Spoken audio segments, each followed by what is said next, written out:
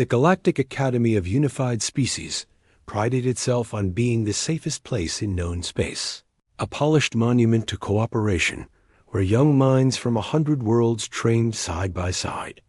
Its halls gleamed with alloy and crystal, watched over by instructors who believed discipline and rules could tame any conflict. For years, that belief went unchallenged.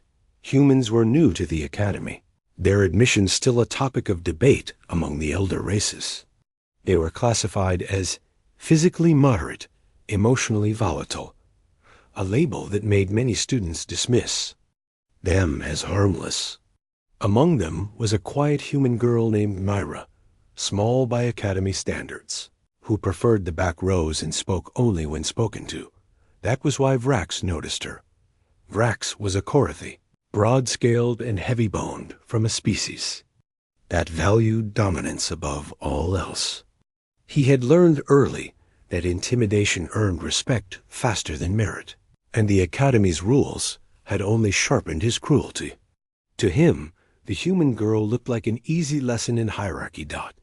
It began with words mockery disguised as curiosity, comments about fragile bones, and soft-world weakness.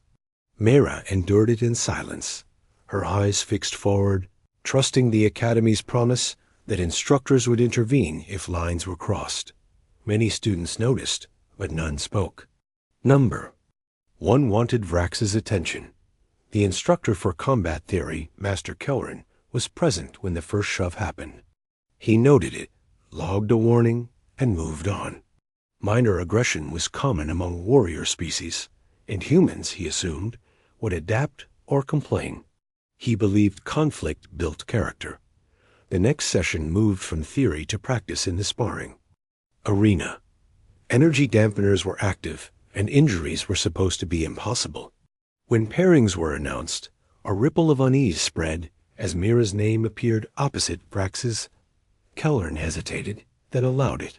The system, after all, was designed to prevent real harm. Vrax grinned as he stepped onto the mat, cracking his knuckles, certain this would be quick and humiliating. The fight began, and at first it went as expected. Vrax pushed hard, driving Mira backward with overwhelming strength. She fell once, then again, the impact echoing through the arena. Laughter rippled through a few rows of students. Then Myra stopped retreating. She rose slowly, her breathing steady, her expression no longer distant but focused. When Vrax charged again, she didn't block, she sidestepped. Her movements were inefficient by Academy standards, unrefined, but precise in a way the training algorithms hadn't predicted. Vrax's next strike missed completely, and Myra's response was sudden and brutal. She struck joints, vulnerable points, places no Academy manual emphasized because most species lacked them. The dampeners prevented lethal damage, but pain was very real. The laughter died. Vrax roared and swung wildly, but each attack made him slower. Mira moved closer now, not farther away, her fists and elbows landing with terrifying accuracy. Students stared as the larger alien began to stumble. Kelrin stood up, alarm flaring too late. This was no longer a sparring match. He opened his console, issuing a command to halt the bout, but the system lagged, overridden by Myra's bio-readings. Spiking beyond expected limits, Vrax fell to one knee. Mira stood over him, eyes locked on her opponent, not in rage but in cold resolve. In that moment, the instructor understood what the Academy's files had failed to convey. Humans did not rely on strength alone. They endured. They adapted.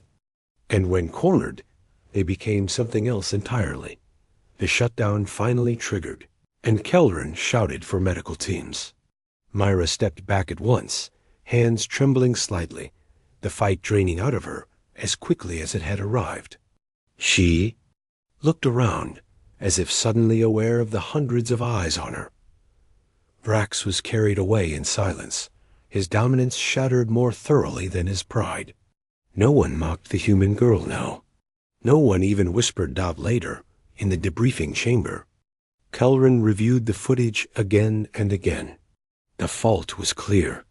The rules had been followed, but understanding had been absent. He had stopped the fight, but far too late. Word spread through the academy by nightfall. The humans were not weak. They were restrained. And restraint, the galaxy was beginning to realize, was not the same as helplessness.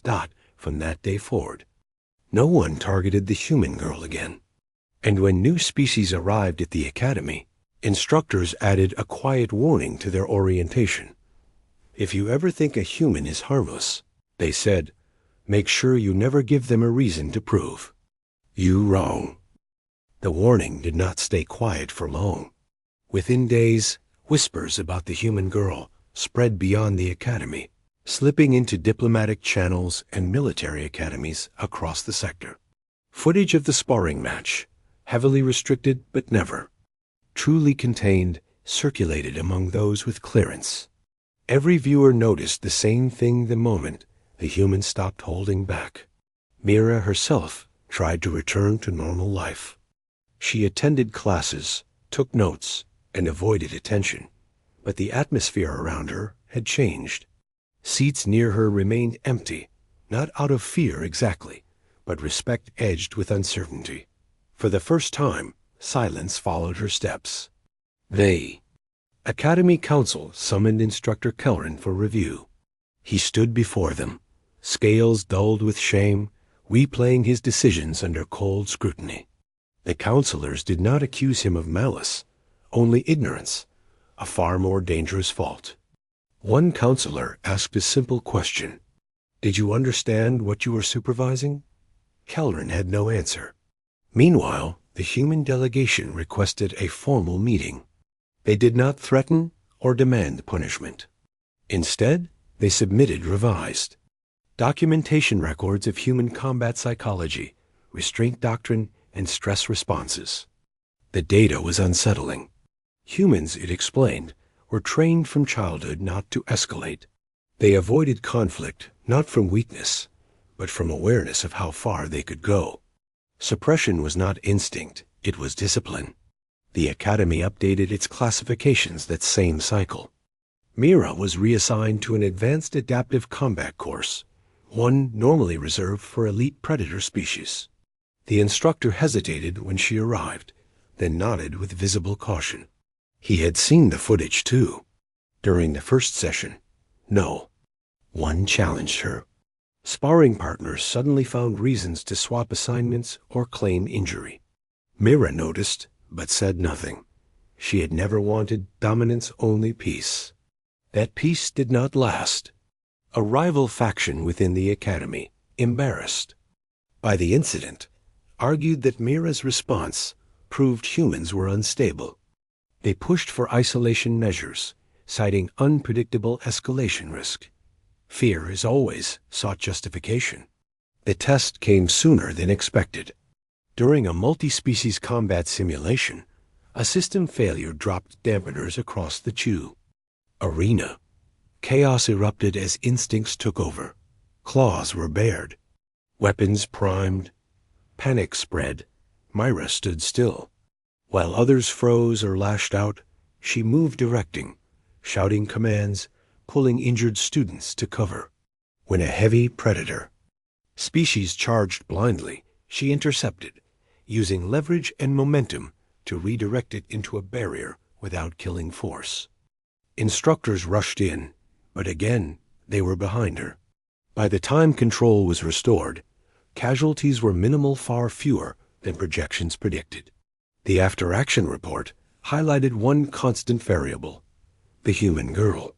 This time, the council watched the footage in full. No rage, no loss of control, only decision-making under pressure. The narrative shifted overnight. Humans were no longer discussed as a risk. They were studied as a stabilizing force. Species that relied on instinct began requesting joint training. Militaries requested exchange programs. Kelrin requested reassignment and later submitted a personal apology to Myra. She read it once, then archived it without comment. Forgiveness, like restraint, was something humans practiced quietly. Vrax eventually recovered. He never returned to the academy. Rumors claimed he resigned from combat paths entirely. Some said he learned humility. Others said fear followed him wherever he went. Myra graduated early. At the ceremony, representatives from dozens of worlds watched as she accepted her insignia. She did not smile for the cameras. She simply nodded and stepped back into the crowd. History would remember the incident differently across cultures. Some called it a failure of supervision. Others, a warning. Among humans, it became a footnote, another reminder of why control mattered. But among the stars, a new lesson took root. Do not measure strength by noise. Do not confuse patience with weakness. And never assume the fight is over just because. The human hasn't started it yet. The Academy added one final line to its training doctrine, etched into its archives for future generations. When conflict finds a human unwillingly, the outcome is decided long before the first strike. And across the galaxy, instructors learned to stop fights early, because stopping them too late had already changed everything.